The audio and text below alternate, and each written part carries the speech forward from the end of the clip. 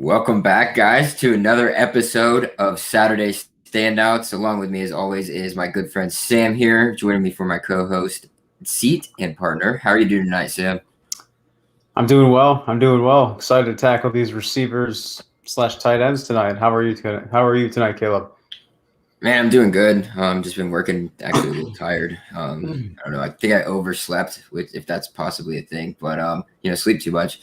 But gonna make it through. I'm excited to talk wide receivers tonight. We're also throwing in tight ends as well. But before we go ahead and start jumping into everybody and starting to look at these prospects, we're gonna go ahead and go through a couple of our sponsorships here. So paying the bills, as people say. You can go to mybookie.ag if you're a gambling man like myself. Use code USN100 for double your first deposit. It's a minimum deposit of $45. So say you get $50, you put $50 in, you'll get $50 in free plays from MyBookie as well on top of that. Also, head over to rxhemp.com for all natural pain relief cream. It's CBD infused, no THC, guys, so it is just CBD. Use code rxhemp-USN for 10% off every single one of your purchases. Great stuff over there. I love it. I'm actually waiting on a new one to come in the mail soon. Garrett's go ahead and chime it in. I know this is receiver show, but any comment on the report that NFL scouts have Zach Wilson over T-Law? Are there touch on that real quick? There's people that have Zach Wilson over. I've seen fans put Zach Wilson as their QB1. I haven't seen. Talking about in mock drafts or overall. I've heard some people say that Zach Wilson has a higher ceiling. Yeah, I'm not sure. I haven't been seeing a whole lot of that, Garrett. But on to our next sponsor. First one up, it's pretty big. It's our new Patreon that we have going for the Unwrapped Sports Network. It's awesome stuff, guys. You head over there, go to patreon.com/Unwrapped Sports, and it's our new page right here where you can support our network, guys. If you're a fan of this show, if you're a fan of other shows on the Unwrapped Sports Network, head over to Patreon. Even if you're just supporting us, $1 a month, no biggie. It's just general support. We appreciate it no matter what. Then we also have two bigger tiers, one at $5 a month under the Unwrapped family. And then we have the $10 per month under the Unwrapped VIP. Down below, guys, you can see exactly what comes with each of those. So I can't really see them, so I'll go ahead and go over it. If you're in the Unwrapped family level, you're going to get 10% off the Patreon code to use on the Unwrapped Teespring shop, which we'll go and visit here in a little bit. You'll also get access to the 24/7 Discord chat, which is filled up with a bunch of us contributors as well as fans alike. So it's kind of meshing us with each other, which is awesome as well. And then you also are entered for a $10 Amazon giveaway, which is pretty awesome stuff. Everybody loves to shop on Amazon. That's pretty much where I buy everything. And then at the $10 level, you get 20% off the Unwrapped Teespring shop, and you still get access to the 24/7 Discord as well.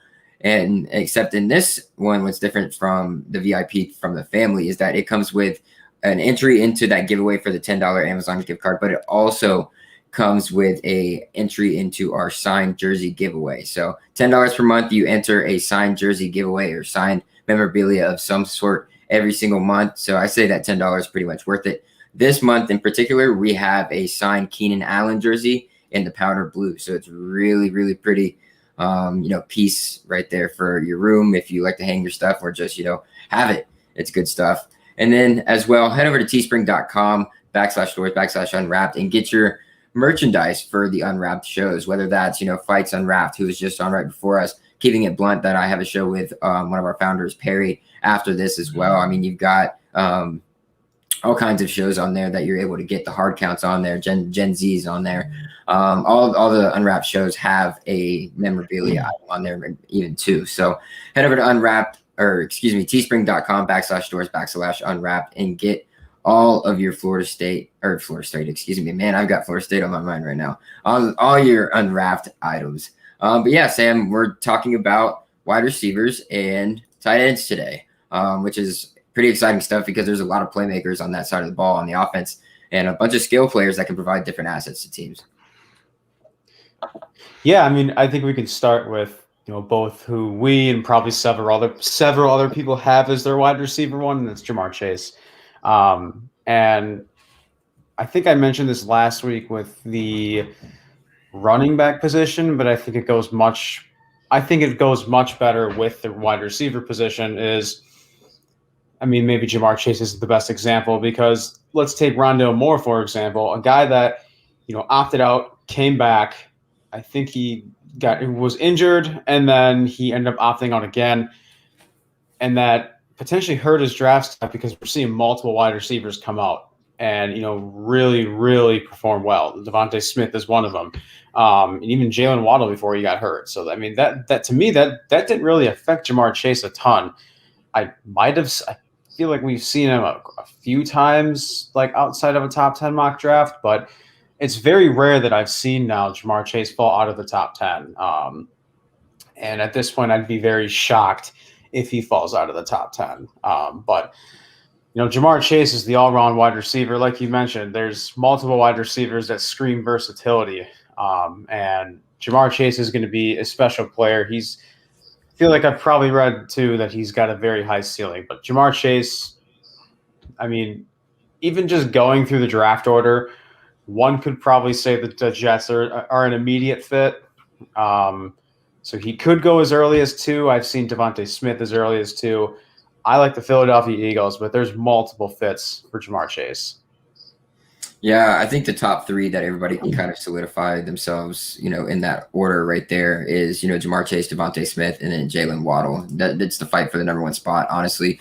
But at the end of the day, I put out a poll today on my Twitter actually asking the same question: who would you choose as, the number 1 wide receiver in this year's draft? And a lot of people put Devonte Smith as the number 1 receiver. I think it's a lot of recency bias just because of, what he was able to do this season. It was a different season, so who knows if that could have been a factor as well. I don't think so. He's a hell of a wide receiver, but I still think Jamar Chase is that number 1 guy. I mean, when he was in that Tigers offense the year before last, with Joe Burrow as quarterback, he just tore it up. He kind of really flashed upon the scene in no time, and him opting out this season I don't think hurts his draft stock at all. I think he's still the number 1 overall guy. And then the other guy that people were talking about as being potentially the number 1 wide receiver that they would take is Devonte Smith. Guy's special. He's just so good at getting off of the defender, getting the defender off of him, which is his route running is impeccable. He's just small. That's always plagued him his whole life. I don't want to hold that against him now either, but I mean, it's going to be, he's always going to have that until he, proves it in the NFL now. So I like him a lot. I also think Steve started a great job of putting him in positions to be successful. So I think he's going to have to go to an offense that knows how to use him the right way. Yeah, I mean, I fully agree with that. I was talking to my friends who's an Eagles fan. If I were the Eagles, I would personally, if you have Jamar Chase and Devonte Smith on the board, I personally would go I would go Jamar Chase. You already have, an undersized wide receiver, a speed guy like Jalen Reagor. And a lot of people were very surprised to see Devonte Smith come back. I personally believe he needed that year. He was the 3rd option last year. And yes, obviously it did pan out. He's special. He proved that size does not always matter. Granted, he is 6'1", but he is 175. So he's going to be interesting to watch over those big-bodied, defensive backs that he's going to be going up against in the NFL. But Devonte Smith is going to be special. And he could go as early as 2. I don't necessarily agree with it. But we could see a team maybe trade up for him depending on where he falls. I mean, I've seen mocks. I saw a mock, it was last week. He dropped a 16 to the Cardinals. So these wide receivers could fluctuate anywhere. It's all about which team values this wide receiver more. Yeah, I think he ultimately will be the number 2 wide receiver off the board. Either that or his teammate Jalen Waddle, I would guess, would be the only contributor or the person that would be able to, give Devonte Smith some competition there for the 2nd overall number 1 receiver taken off the board. So Jalen Waddle, obviously his season was cut short because of a fractured ankle. He tried to play in a national championship game. I guess he kind of was just used as a decoy, which, albeit he did catch a couple balls. So good for him. So what do you see from Jalen Waddle? I think he'll be fine. I don't think this injury really affects his draft stock either. And I think he'll be one hell of a wide receiver. He's just your overall, solid wide receiver. He's big body. He can get the ball. He's fast. He's strong. He can block well. He just does everything the right way usually. So, typical Alabama wide receiver who knows what he's doing. It's just what happens when it comes to the NFL and Alabama's and wide receivers. Same thing with LSU though. So Jalen Waddle, what do you see out of him? And you think he's probably the 3rd guy taken off the board? So that's the thing too, is you mentioned his blocking. he's not that bad of a blocker, and he's under 6 foot. He's 5'10", Right. 182. Like, yeah, he's not like the most crisp blocker, but he is a promising blocker. I love Jalen Waddle. And an interesting conversation to have, too, is even before this season, who do people like better? Devonte in the NFL, Devonte Smith, Jalen Waddle. I don't remember if we agreed on this, but I had Jalen Waddle better as an NFL wide receiver. But I don't remember what you had, but I think I had Devante Smith. okay. Or I might have agreed with you. I do like Jalen Waddle, though. I like them both. Yeah, I mean, Alabama. If there's anything they breed, well, they breed talent. Obviously, like 5 stars here and there, but wide receiver is something obviously they've specialized in. But we've seen guys like Amari Cooper come out, Julio Jones come out, multiple guys, and now Devonte Smith and Jalen Waddle are going to be on that list. Henry Brooks, Jerry Jeudy, John Mechie III could be on that list in a few years.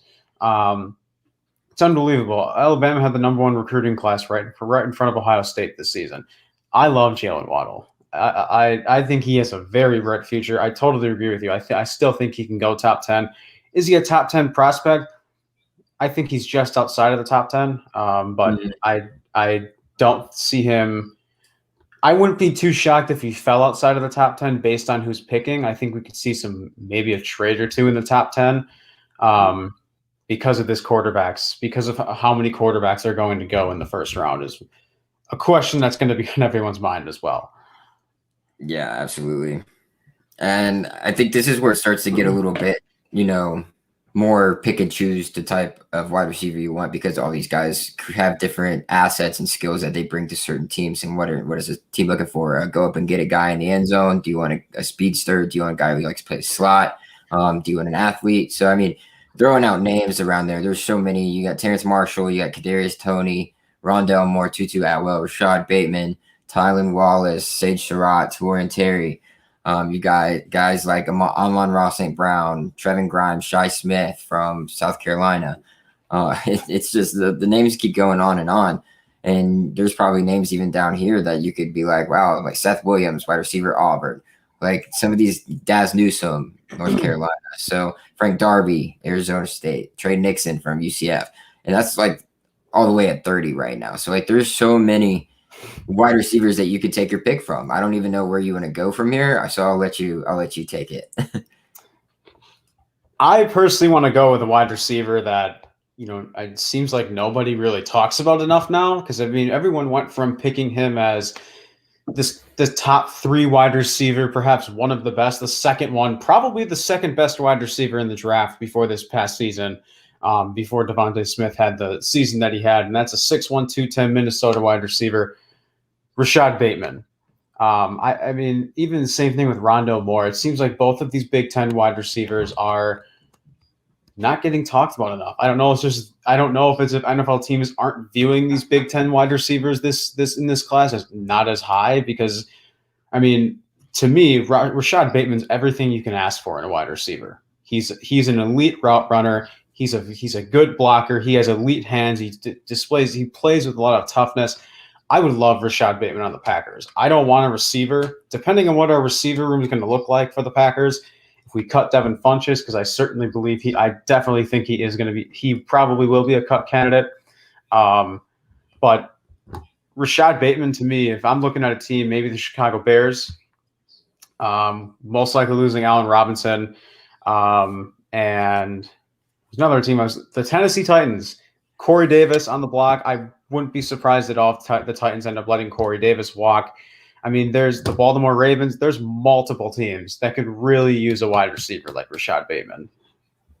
Yeah, there is. I just don't think I have him as high as you. I know I was excited about him this year, and then he opted out to begin the season, and then he opted back in. The Big Ten decided to have a season. So I was excited to see him, try and get back on the field and blossom like a lot of us expected to. He didn't really do that. It was just kind of like, I'm there, I play 5 games, and then he decided to opt out the last game of the season. So, we didn't get to see a whole lot, and that was kind of a bummer. I still think he's a solid guy. Do I think he's right there at like the number 4 guy or anything like that? Probably not. But, I mean, you could slot him in anywhere from like 7 to 10. There's even more guys there that I think fit in that range than they do fit in maybe the 4, 5, 6 range. So guys like Rondo Moore, he kind of had his own issues this season as well. Smaller guy, obviously, but for Purdue. So those are the only two really, I guess, Big Ten wide receiver names that you could really throw out there. I'm not sure if there's any more outs that any others that I'm looking at right now. Not really that. Shockingly, no Chris Olave, but yeah, no Chris Olave, but that's because he's coming back. So you don't get another Big Ten wide receiver till like Nico Collins from Michigan. So it's not a very good season or year for Big Ten wide receivers, but I like Rondo Moore. He's a quick speedster guy. I don't know how many wide receivers we're going to see taken in the first round. I don't think it'll be more than 6. 6 will probably be a cap that I would say, if that is even the case. Just this we were talking about earlier. This is just one of the deepest wide receiver classes we've seen. And then you look at other small guys that are up there as well, like Rondo Moore, and you've got Tutu Atwell, and you got like Cadarius Tony there as well. So 2 guys that are smaller, and then you've got a big guy as well, Terrence Marshall among that group. Rondo Moore is an interesting one because I like Rondo Moore. I'm definitely higher on Rashad Bateman than I am on Rondo Moore. He is 5'9", 175. So he's a few inches shorter than Devante Smith with the same weight. He could be used in a slot, like you said. I love his speed. Could be used in maybe a special teams return specialist. This guy could be, a versatile player that could be a playmaker on both the team's offense and the slot, and both on special teams. So, but he did opt out, and I think his opt out and him opting back in hurt his stock more than Rashad Bateman's, because I think Rondo Moore could potentially turn into a steal, because I think there's a strong chance he might fall out of the first round. Yeah, that would make sense. He is a quick guy. And then kind of the riser of this season is probably Cadarius Tony, wide receiver out of Florida. Oh yeah, that's another slot guy too. And the Packers need a true slot. I've seen multiple mock drafts with Cadarius Tony, the Packers, which like I said, I'd be fine with a wide receiver, depending on what our wide receiver room looks like come April 29th. So, the Packers do need a true slot wide receiver. They have big body wide receivers. They have Devin Funchess, Allen Lazard. They have an elite, one of the best wide receivers in the NFL this year in Devonte Adams. But before last season, or before this past season, outside of Devonte Adams, you never know who shows up. There was a lot of question marks, I should say, because even this season, you never know who's going to show up, Lazard or MVS. But the Packers are definitely a good fit for Cadarius Tony, because the Packers do need a true slot wide receiver. And I think you and I were kind of a little bit higher on Trevin Grimes too. And Trevin Grimes didn't do bad in the Senior Bowl, especially in drills. So he looks like a promising wide receiver that people could groom into potential productive player in their wide receiver room. But Cadarius Tony, probably one of, if not the biggest draft riser of the season. Yeah, I just think because of the explosiveness and the speed when he does make those plays, it's just pretty wild that he's able to do some of the things he does. His spin move looks like it's just flicking a joystick on a remote control on a video game. It's just ridiculous, the moves he is able to do to create space and get himself in the open field. So, and then he just at that point lets the speed take over. And we both were higher on Trevon Grimes to start this season. And, Cadarius Tony said, nope, I'm taking the bull by the horns and I'm going out there and proving myself and raising my stock this year. And that's exactly what he did. So good for him to be able to do that. Do you have anything that you want to say about Tutu Atwell, or are we going to go ahead and jump into like this next crop of guys I'm about to bring up? Tutu Atwell, I know you were higher on him. I think I mentioned Dez Fitzpatrick. I mentioned Dez Fitzpatrick, and Dez Fitzpatrick, I did not really a profile, but I did a mock draft for the Cardinals like last week. Dez Fitzpatrick has little to no elite film to show. He's not that fast. I do like his blocking a lot, and I think that could be very crucial for some teams, because I think blocking is an area that sticks out in his game. I think Dez Fitzpatrick's good. I think with a good Senior Bowl, I think that could solidify himself as a late round draft pick. Tutu Atwell is a riser, though. I like that. I think he could have a very successful career. Yeah, he just needs to put weight on. He's a small Mhm. guy, 165. I mean, that's not very big for getting ready to go to the NFL where you're going to be taking some shots on every play, even when you're in the blocking game. So we'll see. He's a hell of a playmaker like a lot of these guys, but a lot of these guys are just, 5'9" and, small dudes who just know how to really run routes and get the ball in their hands and make plays out of them. So I really like this crop of people and these crop of players. And then this next group that I have, let's start with Tylen Wallace, who I have been a huge fan of. I talk about him whenever we do talk about wide receivers. We talk about the Pac-12. Big body frame, 6 foot, 185. He can get bigger, put on maybe 10, 15 more pounds, and that'll be a good solid spot for you at what is he? Did I say he's 5 or 6 foot exactly? So that'd be good. Runs a decent 40 time, like around 4.5. So that's good for him. He played well last year, even with the problems that Oklahoma State did have at quarterback. So that was good to see that didn't matter for him to have a good season. I like Tylen Wallace, sliding in anywhere. He's kind of in that 7 to 10 range that I was talking about earlier that I like for wide receivers. So, I mean, the year before he had 53 catches, 900 yards, just 97 yards short of 1,008 touchdowns. And then he had that big knee injury, and it took all offseason for it to get repaired. And then him coming back from that injury and being able to do what he did this year for the Cowboys was pretty, telling that this guy is a good pickup for whoever, lands him.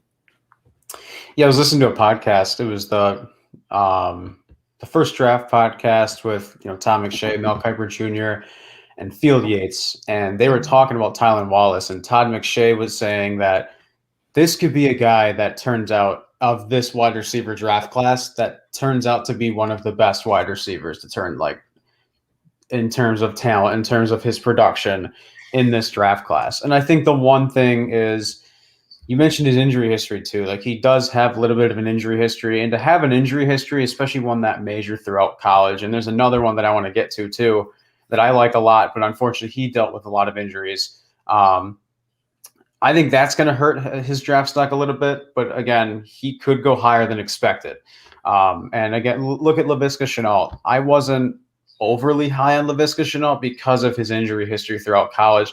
And he definitely exceeded expectations. He played very well. I wouldn't say he did great, but he had a very promising rookie season with the Jaguars. And now they're hopefully going to get even Trevor with all Lawrence. their quarterback issues too. Right, exactly. And now you're bringing in the generational talent, hopefully, in Trevor Lawrence. So that'll be hopefully boosting that wide receiver core even more. But I think obviously, the one big thing for Tylen Wallace is probably going to be his injury history, but he definitely could go higher than expected. It's probably that, and his size ultimately is probably what holds people back, because he's not necessarily as fast as those other guys who are talking about, the Tutu Atwells, the Kadarius Tonys of the world. He's got good speed, but he doesn't have that great speed for how small he is. So that might be holding him back as well, especially on top of that injury. And then another one of my favorites who I've been a stan of all year long up to this point, and that's Amon-Ra St. Brown out of USC. Yeah, you and me both. I love Amon-Ra St. Brown. I think he's probably I think he's probably 5 or 6. I'm debating putting him at 5 or Rondo Moore at 5, but I mean, I think Amon-Ra needs to be talked about more. He put 1,000-yard receiving, had a 1,000-yard receiving season last season. He wasn't in the spot. Well, he was in the spotlight, but the majority of the spotlight was Michael Pittman Jr. I mean, if there's one area that he'll probably have to polish up a bit is his blocking. You'll see times where his technique gets in the way with him. He'll get called for penalties, but Amon-Ra St. Brown, I think, is going to be a special player. And I loved Michael Pittman Jr. coming out of college. And Amon-Ra St. Brown, I think, is going to follow in his footsteps. Yeah, I don't see this being wrong on your part at all in any sense, because you and I both love him. He's a big body wide receiver, 6'1", 195. You love that, goes up and gets it, can make plays as well, and is sneakily fast for as big as he is. There's a lot of people out there saying that they think he should have come back next year, but I don't see the point in doing so when you're already going to be solidified in probably the first 2 rounds if you are him. So I like that a lot. USC is another one of those schools that can produce talent at the wide receiver position. So, I don't see him necessarily falling at any point, or you see any red flags. He seems like a great guy when you hear him speak and everything like that. He didn't have the season he probably thought he was going to have, But he had 3 really good games, so that's half of the games. He had that one game where he scored 3 touchdowns, which was absolutely ridiculous. But yeah, I mean, Amon-Ra St. Brown, I think he's high up there. He's probably in that 7 to 10 range, like I keep saying. So, I mean, you can fit like 5 guys in that 7 to 10 range and take your pick because they're all going to be able to provide and be a playmaker for your team, whether that's as a starter or as a, number 2 guy. Oh yeah, I'm definitely putting Amon-Ra in my 5 or 6 range. I think I would even argue him being in my top 5. I'm very high on Amon-Ra. I'm almost higher on Amon-Ra. Too. Go ahead. I am too. There's so many. Like, I don't know, when I look at the NFL draft order, like, what do these teams need? And I'm trying to think of like what they have, what pieces they're going to be missing here in free agency, what happens with all that. And I just see him, just fitting in elsewhere, like later as it moves along, instead, because some of these guys just want, a wide receiver that's going to be able to make plays. They don't necessarily care that you're a big body guy or this or that. So I think that might prohibit him from going as high as we originally thought. Right. But on to our next person. Who else was I going to highlight here? Oh, yes. Sage Sarot, wide receiver out of Wake Forest, And then we can talk about guys like Trevin. We already talked about Trevin Grimes, But, the Shai Smiths, the Tamorian Terrys of this, prospect group for the wide receivers in 2021. Yeah, who did you just start with? I said Tamorian Terry and Sage Sarot. Sage Sarot. I think his opt-out was definitely hurt him. It hurt more than Rondo Moore. Sage Sarot to me could fall as – I feel like I've seen him as an early day 3 pick. I don't think that will necessarily be the case. I think he could fall as late as the 3rd round. But it almost seems like he's a hit-or-miss player because I love Sage Sarot. But again, I think a lot of people, including myself, really wish he would have played this season because Sam Hartman wasn't bad. And Jamie Newman opted out, or obviously transferred to Georgia, opted out. So it would have been interesting to see him with a young underclassman quarterback in Sam Hartman, who wasn't bad. I think he was a freshman or sophomore this year. Right.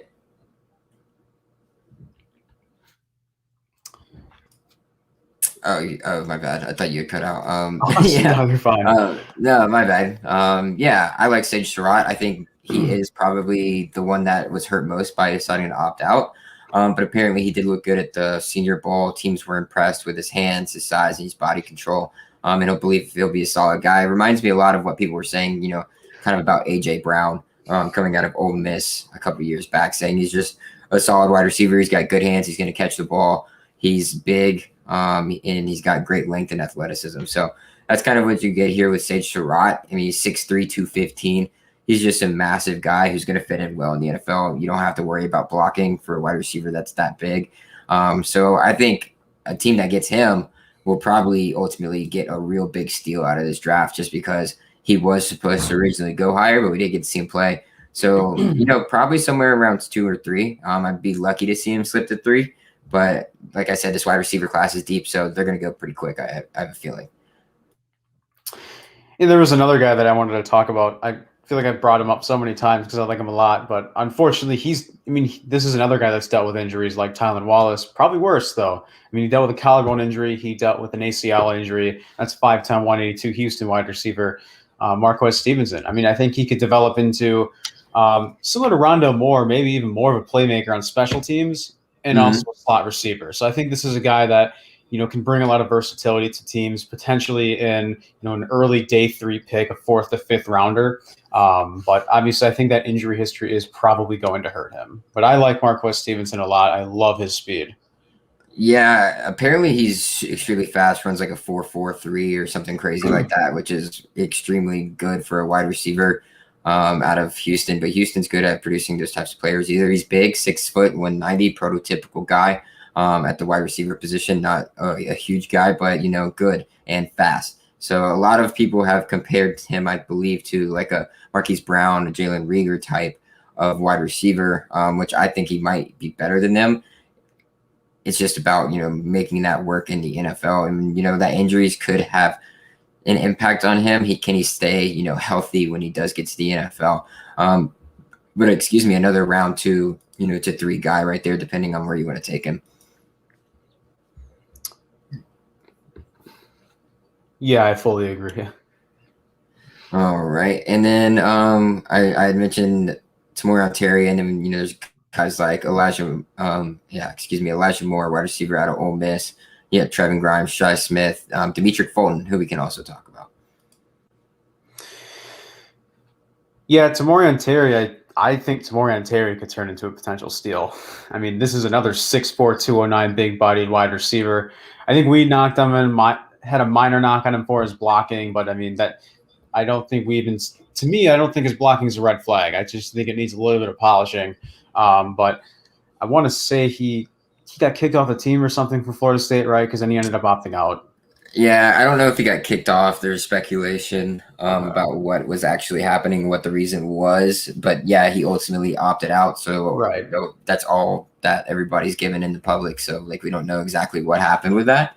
So who knows? Tamorrion Terry's always been kind of, I'm going to do it my way, type player. So it's what it is. He didn't have over 1,000 yards in any of his seasons. Last year, he had a pretty good year, 892 yards, 44 catches, 8 touchdowns. And then this past year, he didn't start the season very hot because he was banged up, had a couple injuries going on that prohibited him from playing a game or two. And then, Florida State's offensive line and quarterback play did not help the situation in trying to get the ball to him. So I think a lot of NFL scouts are probably sitting there salivating that, Tamorrion Terry's going to be sitting there whenever they go to look for him, whether that's in between rounds 2 and 4, depending on where you want to take him. We'll see. He's gotten much better at his blocking this past season. That was shown on tape. He took made it more of an effort and an everyday thing for him to do while he's at practice was get better at his blocking, and it showed this past year in terms of getting other players on his team open spaces to run through and things of that nature. But Tamorrion Terry sitting there in round 3, give me that all day. Yeah, I mean, I think one thing that stands out to me too is if you look back at the 2019 season, he had over 1,100 receiving yards and 9 touchdowns. And yes, Florida State now has Mackenzie Milton, which I think will help a lot with their recruiting. And I mean, it's already starting to. But he was playing at a school for 2-3 seasons where they dealt with quarterback problems, and we had James Blackman in 2019, Alex Hornibrook bench bench for Alex Hornibrook in 2020. I mean, and he still put up over 1,100 yards and 9 touchdowns. So I mean that to me I think is one thing that stands out. He doesn't need an elite quarterback to throw him the ball, and he can still put up these numbers. But yeah. Yeah, could you imagine if you had, at least just a half decent quarterback back there that would get the ball to you, and you probably could have done something over your career much more than you originally thought. But yeah, the potential is there, and I think that's why his ceiling is so high, is why scouts love him and are looking to draft him there. Then we can talk about Shai Smith, the wide receiver from South Carolina, 5'10", 190, pretty prototypical size for a wide receiver, 4.5 times. So not the fastest guy, but good speed.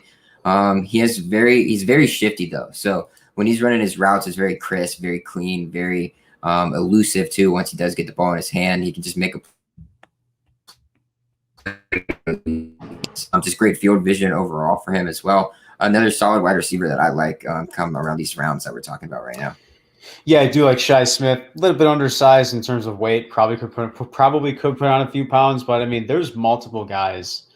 We've already named a few that can be like a true slot wide receiver, and I think Shai Smith could develop into that. We've seen his route running improve throughout the years, and Shai Smith's another guy that played very well this year. And I want to say I don't think he was at the Senior Bowl, but no, he was. He helped himself. He was the one that was kind of showing out during practice. Oh, you're right. Thank you. Yes, you're right. And and he's another guy. And if you look at the Senior Bowl too, that's been an event for the past few years now where players have that. Like if you look at Kyle Duggar from last year, probably more. I don't remember. Oh, Quinn Miners from this year. And I've seen Quinn Miners as early as the 3rd round. And interior O-line prospects, he's at like 3 or 4 on Mel Kiper's list right now. So the Senior Bowl has been an absolute showcase for these players to really show off their skills. And Shai Smith has been one of those guys to do that. And like I said, we've seen his route running improve throughout the years. And he was one of the premier receivers over at South Carolina this year. Yeah, and then we have Demetric Felton, wide receiver slash running back out of UCLA. I know we mentioned him a little bit last week in the running back room, but right here we have him in the wide receiver grouping as well. 5'10", 200, runs a sub 4.5 40, which is good speed. Projected to go, rounds 3 or 4 here.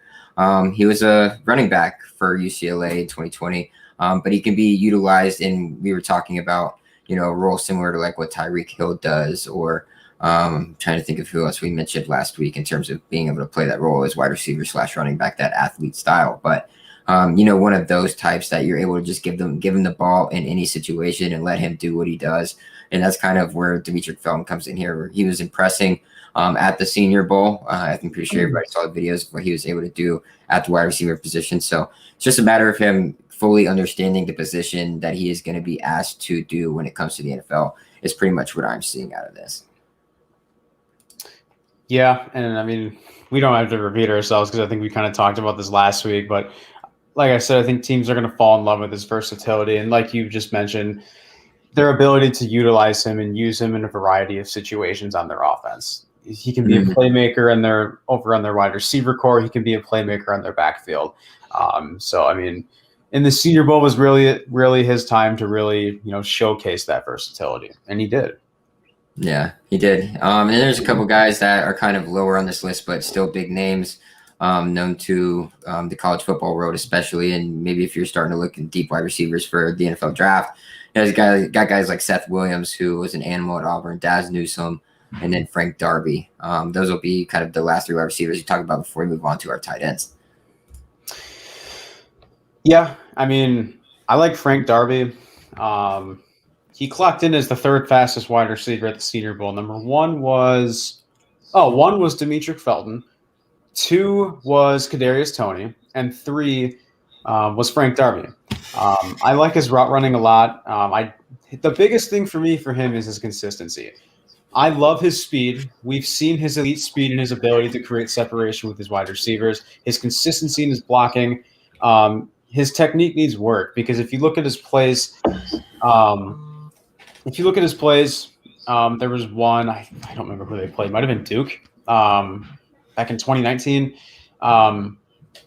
He started wrapping up when the play goes, and then I'm kind of surprised he didn't even get called for a holding penalty. But for me, his blocking technique needs work, and just consistency in his game, because I think he needs quite a bit of polishing, but I think he could have a productive career in the NFL. Yeah, like Frank Darby, he's going to be a solid wide receiver. He's an end zone threat, which is good. Teams really like that. 6'1", 200, nice size for a wide receiver there. Projected to go rounds 4 through 6. Just, I think his speed and, like you say, that consistency, not only consistently doing what's right on the field when it comes to blocking and doing a job as a wide receiver, no matter if your number's called or not, but also with injury. He's another one of those guys who was kind of banged up this past season, didn't get a whole lot of opportunities to really showcase what he is able to do. So if he can stay healthy, I think, NFL teams will start to show a little bit more notice with him. Being at Arizona State in the Pac-12, who only played 6 games, doesn't, really help your case, especially when you're playing limited games due to injury. So it's pain to see him down that far, but I think it'll be these 3 guys that we're talking about, especially, will be, solid pickups for either a number 2 or number 3 wide receiver for the respective team who drafts them. And the next guy I wanted to point out is Seth Williams. Seth Williams, he was just a problem in the SEC last year, and that's with Bo Nix throwing to him. So you have – sorry, Bo Nix, but you're not really that great of a quarterback. You probably won't be successful in the NFL. But Seth Williams, you got bailed out by him a lot, 6'3", 224, big wide receiver, great route runner, really knows how to, work a defender. So, I mean, you not DK Metcalf specifically, but one of those big guys that are able to just, bully their way, a Mike Evans type, if you will. He struggled in 2020, didn't, do great, but he had big games in some situations where he needed to have big games. And you can't really name and say that it was his fault, because there were multiple throws by Bo Nix that should have probably been completed as Seth Williams. He needs to get on track. Does create he has trouble sometimes creating separation, and the big plays get away from him. So he makes the easy one. He's going to be able to make game-changing plays. I think that's something that's maybe holding him back a bit. But he's a huge position wide receiver, got huge hands. You can trust him to come down with the ball, and, when it's thrown up there. Yeah, I mean, I'm glad you brought up the Mike Evans point, because there's been a lot of analysts that have, compared him to Mike Evans. And that's a very, very high prediction for a wide receiver like Seth Williams, who, like you said, has Bo Heisman throwing in the ball, Bo Nix. But Seth Williams, yeah, I mean, he's a big-bodied receiver. I'm anxious to see how he performs up against, elite corners, because if you look at his game against South Carolina this year, he had 11 targets and only caught 4 of them going up against J.C. Horn, who I think very well probably will be a first-round pick. So I'm very curious to see what his performance will be like going up against these elite corners, depending on what division he's playing in. I'll just put up an example. Chicago Bears or even Detroit Lions, you're going to be going up against an all-pro snub, Jair, for 2 games a year, depending on what their wide receiver room is going to be looking like. But those are potential fits, too, that teams could get in the 3rd to 4th round for Seth Williams. I like Seth Williams a lot, too. I mean, I think he could turn into a very productive potential steal of a wide receiver, too. I mean, he's proven to be very reliable as well. Yes, sir, he is. And then that'll leave us with one more here in the wide receiver room, and that's Dez Newsome, wide receiver out of North Carolina. He had good performances. That North Carolina offense was extremely lethal with the running backs that they had. Sam Howell, running the offense from the quarterback position. So you expect Dez Newsome to be here. I think he probably should have been higher. He had a pretty productive junior year, and then this last season, he just absolutely took off and, was pretty dangerous. Runs a 4.52, 5'11", 190. So we'll see what he looks like coming into the NFL. He is a smaller guy here, but he's got good bulk and size on him, so he can, be a very solid wide receiver. He's not going to get hurt a lot because he's got that added weight. But, it depends on who wants to draft a slot receiver here in probably rounds, 3 to 5. Yeah, I mean, there's Dez Newsome, there's Dyami Brown, who seems to be a draft riser. I've seen him as early as the 2nd round. And we've been very high on North Carolina's offense all season. And now they're losing guys. They're losing both their running backs, but they bring in Ty Chandler, who we mentioned 2 weeks ago, I think. They're losing 2 of their star wide receivers, in Dez Newsome and Dyami Brown. But Dez Newsome has, elite hands. He's proven, like other wide receivers like Seth Williams, he has proven to be a very reliable wide receiver, and he has been consistent throughout the majority of his time at North Carolina as well. And I'm very excited to see where he lands. Yeah, exactly. And, I know we don't have a lot of time to talk about wide receivers, but you still got guys out there like Tariq Black, wide receiver out of Texas, You got guys like Amari Rogers out of Clemson still on the board here as well. Cornell Powell, the other wide receiver out of Clemson. So, I mean, there's a lot going on even in the deeper rounds that you get to that are going to be solid guys to get picked up. But without, spending too much more time on them, let's switch over to our tight end group, closer attention to these top 3 guys, and then throw in, I know you're big on the tight end group as well. A lot more tight ends than I do. So there's a couple guys on this list that might not be on everybody's radar that you might want to speak on too. But let's just go ahead and address the elephant in the room. Kyle Pitts might be one of the greatest Easter egg finds in this draft in terms of what he is able to provide and the skill set that he is able to provide a team. So the last tight end that was drafted in the 1st round, the last tight end that was drafted in the top 10 was TJ Hawkinson, drafted by the Detroit Lions. The last tight end drafted in the top 10 before Hawkinson was Eric Ibron, drafted by the Detroit Lions. Kyle Pitts, I think, is going to be could be that guy and turn out to be better than both of them. Because, Eric Ibron was very, very good on the Colts with Andrew Luck. And now he's on these 1-year contracts, kind of flipping around from team to team, trying to find trying to find his home. He's trying to find where he fits in because I think he's a free agent as well. I think the Steelers only signed him to a 1-year deal. Yeah. I like Hawkinson a lot, but I think Kyle Pitts is going to be better. I think will Kyle Pitts go top 10? I think there's a strong chance he won't. But it really depends who's picking because if you look at the tight ends or the teams in this top 10 that need tight ends, you have the Bengals, because I've seen him go as high as 4, which that doesn't make any sense to me because they have CJ Uzomah. But there's the Carolina Panthers. There's one more team that I can't think. The Lions are at 7. Oh, you know what? I have the Chargers, but they're not even in the top 10 anymore. But the Chargers could use them. But there's multiple teams. Right, and there's multiple teams, even the Cardinals at 16. I don't know why I blanked on that, but Kyle Pitts, I think, could fluctuate in the 4 through 20 range. Because if he falls past 15, I'd be shocked. Let alone even 16, because the Cardinals desperately need a tight end. They don't have a playmaker at tight end. But Kyle Pitts is a guy that has proven that he can line up as a wide receiver and win those matchups. I think we both kind of knocked on his blocking that he can definitely polish up a bit. He is a big bodied tight end, so that is something that he could that might be a little bit easier for him to polish up. But with the right coaching, I think he's going to be special. He's just a mismatch nightmare no matter where you line him up, whether it's wide receiver, whether that's on the line there at the tight end position. He is just an absolute specimen. Some analysts have been saying he might be even the second best player in this draft behind Trevor Lawrence in terms of a generational talent that you don't get to see very often. Comparisons to a Travis Kelce, a Tony Gonzalez, just because of the way he is able to completely take advantage of those mismatches that are presented to him.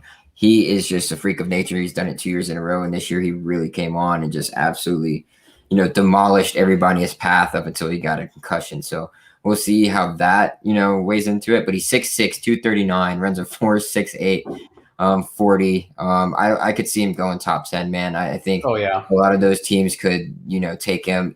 Lions, if they want to go 2 tight end set with him and TJ Hawkinson, that would be amazing. I think the Bengals would be a much more lethal offense. I don't think CJ Uzomah is the same type of player as, Kyle Pitts. So, that just creates another weapon for you. But I think the Cardinals, if they were smart and they don't want to, test the waters and see if he's going to fall to 16, would try and move up in this draft to go and get him. You want to solidify that you're going to be able to create that lethal offense that you want. You need a tight end that's going to be able to, draw attention to the middle of the field and open up your wide receivers on the outside and your playmakers. So there's a lot of places he go. Cardinals would probably be the best fit for him as long as, Lincoln Riley's able to, utilize him the proper way. No, not Lincoln Riley. Cliff Kingsbury. Cliff Kingsbury. Yeah, excuse me. Wrong head coach there. My bad. But yeah, obviously he is the number 1 tight end prospect. And then after him, there's 2 guys that could probably be fighting for the 2nd and 3rd spots here. And that's Brevin Jordan out of Miami and Pat Freiermuth out of Penn State. That's the thing too, is I want to very briefly say, if you look at the teams in the 11 through 20 range, I think there's better fits. I think there's more teams that need a tight end desperately than the top 10 teams. There's the Giants, there's the Chargers, the Vikings now potentially, if they don't keep Kyle Rudolph, right, the Patriots, the Cardinals, potentially the Dolphins, because Mike Gesicki screams inconsistency, especially fantasy-wise, which is very frustrating. But even the Colts, because now the Colts are trying to move, trying to trade for Zach Ertz, 21. If you even go over to 22, the Titans are, the rumor today that they're looking to move on, looking to listen to offers and move Devonte Smith. A little bit surprising to me, but yeah, Brevin Jordan, another 6'3" guy. I think it was 6'3", 245. This is a guy that's very athletic. And I want to say he was lined up, on the outside part of his time in Miami. I like Brevin Jordan. Brevin Jordan, I feel like a lot of people's, tight end rankings between these three fluctuated a lot throughout the season because I went into the season with Pat Fryermuth. I feel like a lot of people did. And Pat Fryermuth was disappointing, didn't do a ton. And he could still surprise people. People could, he could be drafted earlier. I've seen him as the first pick in the second round by the Jaguars. But that's where Kyle Pitts comes in. And I mean, Kyle Pitts already was a top 3 tight end in a lot of people's book. I think, in ours as well. But yeah. Kyle Pitts really, really showed out. And Brevin Jordan got hurt early on in the season. And, we didn't really see a ton of him. He was kind of on and off throughout the rest of the season. Yeah, I like Brevin Jordan, big playmaker for Miami early on the season. You could see him and what he was able to do in those first 2 games. He just big splash, potential late second round, early third round, much like I think you can say the same about Pat Fryermuth out of Penn State. He just wasn't able to really put it together. He was kind of solid, not overly, doing too much at the tight end position for Penn State. And then he had an injury that required surgery. So that kind of ended his season that we didn't get to see. So unfortunate for that, but he's still a solid, either the number 2 or number 3 overall tight end here in the 2021 NFL draft. So I think either of these guys are solid pickups for whatever team takes them. Pat Fryermuth is a bit bigger, 6'5", 256, runs a 4.7. So if you want a little bit smaller, quicker guy, you go with Brevin Jordan. If you want more of a beefy, I want to make sure he can block type tight end, you go with Pat Fryermuth. Pat Fryermuth, I think there's an amazing stat I saw the other day about him that he is like never dropped the pass when thrown in the end zone or something, or in the red zone or something like that, or like some crazy stat like that Power Football Focus or somebody comes up with. So it's an amazing that he is able to put up numbers like that. I think teams are definitely paying attention to that because once you get into the red zone, you want somebody that you can trust down there as the quarterback. So I think Pat Fryermuth, can probably squeeze his way right ahead Brevin Jordan right here. Oh, I agree. Yeah. And then I'll let you go ahead and talk about some other not well-known tight end names that might not even be on anybody's radar. I mean, the only other 2 that really come to a lot of people's minds is Jake Funk from Maryland. I've seen a lot of people say he might not even get drafted. The one I kind of want to briefly bring up is Duke tight end Noah Gray. He's 6'5", 6'4", 240, another big body wide receiver. Probably one of the other big body wide receivers or tight ends outside of Kyle Pitts and Pat Fryermuth. Not too versatile. The majority of his targets came in 2019. Granted, the ACC did play a little bit of a shortened season, but he did have 392 and 3 touchdowns 2 seasons ago, and 285 and 2 touchdowns. So he's been consistent throughout the majority of his career. I think he'll get drafted, but I would imagine it's going to be somewhere between the 6 and 7 round range. Yeah, probably. If that, he won't get drafted, but then it'll be a steal on the free agent market for somebody. A couple other guys that I just noticed: Hunter Long out of Boston College and Trey McKitty of Georgia. 2 solid guys. Trey McKitty originally transferred over from Florida State to Georgia. Had a really good Senior Bowl, so it was good for him. He had good, productive seasons at Florida State, not overly. But when he came to Georgia, he was shown that once he is able to get in an open field and have a quarterback that can somewhat throw it to him, that he can be able to make bigger plays. Solid blocker all along. And you were going to talk about a prototypical tight end. Look no further than Hunter Long, tight end, Boston College, 6'5", 250, runs a 4.79. So, pretty solid guy as well. Racked up close to 800 yards this past year. So, there's still a couple tight ends here that you can start to keep your eyes on in the later round, the mid to late rounds here. Yeah, Hunter Long has really put himself on the map. I totally forgot about that. I don't know how I did, but yeah, Hunter Long has really put himself on the map. I'm anxious to see where he falls because I've seen him fluctuate. During the season, people were mocking him in the 3rd round. I've seen him in early 4th to 5th round range. So I'm very curious to see where he falls and how teams are going to view a tight end like him. And I have seen Trey McKitty. I totally forgot about as well. Yeah, Hunter Long really bursted upon the scene this year. It was good for him. Mm-hmm. I mean, just all overall solid tight end, like I was saying, could be a starter in the NFL or be a good number 2 or number 3 guy. Solid blocker, starts at the wide tight end in the NFL. Hopefully we can see that. He's a reliable blocker and, contributes in the passing game as well. So you can't ask for much more other than a solid tight end like that. So anybody else you want to touch on before we go ahead and pay some bills before we log off? No, we kind of touched up on everyone we wanted to. Yeah, awesome, guys. So Sam and I are going to talk. We're going to figure out what position group we're doing next, whether that's offensive line or, I probably would, round out the offense for us before we start getting into the defense. So we'll probably be doing offensive line next week. So you guys tune into that. Talk about the big heavies down there on the front line. I'm excited about that. But yeah, as always, guys, go to mybookie.ag, use code USN100 for double your first deposit. Minimum deposit $45, deposit $50, get $50 of free play. Easy as that, guys. Head over to rxhemp.com, use code RXHemp-USN, and you get 10% off every single one of your purchases. RX Hemp, guys, is all natural CBD pain relief cream. Just CBD, guys, no THC in it. So if you're worried about it having marijuana and all that stuff, then, this kind of will soothe your brain when it comes to making this choice to go ahead and buy this cool therapy that is RX Hemp. It's amazing stuff, guys. I've used it on my lower back all the time.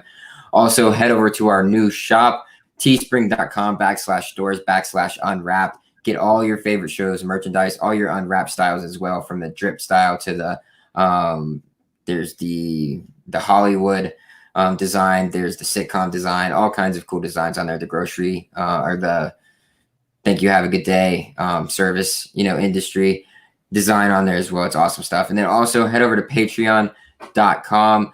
Look up Unwrapped Sports. Go ahead and contribute and help us, help our network grow. Be a part of our network. If you're one of our fans that are in here all the time, throw us $1 every month. That's as much as we ask, but you don't get all the, cool additions on top of that with $1. But when you pay for the $5 and the $10 levels, then you start getting more benefits as that comes. Both of those come with access to our 24/7 Discord, which is awesome. One comes with an entry into a $10 Amazon gift card giveaway and a 10% off to our store. That's going to be your family package at the $5 level. At the $10 level, you get 20% off our store. You get access to that Discord as well, that 24/7 Discord. You also get entered into the $10 Amazon gift card giveaway, but you also get entered into our signed jersey or memorabilia giveaway that happens each and every month. So $10, you get entered into this giveaway for a signed jersey and a gift card to Amazon. It's awesome stuff we got going on, guys. Go show us some love over there. And let me mention that this week's signed jersey is a signed powder blue Keenan Allen jersey for the Chargers, guys. So you really want to check that out. Head over to at Unwrapped Sports to go check out the picture on that. All the information is there on the page. If you need the link for that, hit myself or Sam up. If you can't get a hold of us, hit up anybody on the Unwrapped Sports Network. Hit up the Unwrapped Sports Network in their DMs even. Whatever it takes, guys. We're trying to build this thing. We want you guys along for the ride. So join us there. So, Sam, any quick shout outs before we log off? No, just, give Darius Sports a follow. I run Darius Sports, but yeah, we'll be back Wednesday. Probably round up the offense, but we can talk about it. Yeah, I know. It's kind of hard, offensive line can get kind of boring and there's only a select few guys that you can talk about, but, you know the offensive line more than I do. You pay attention to all this stuff. So, we'll be back next week, guys, most likely with the offensive line.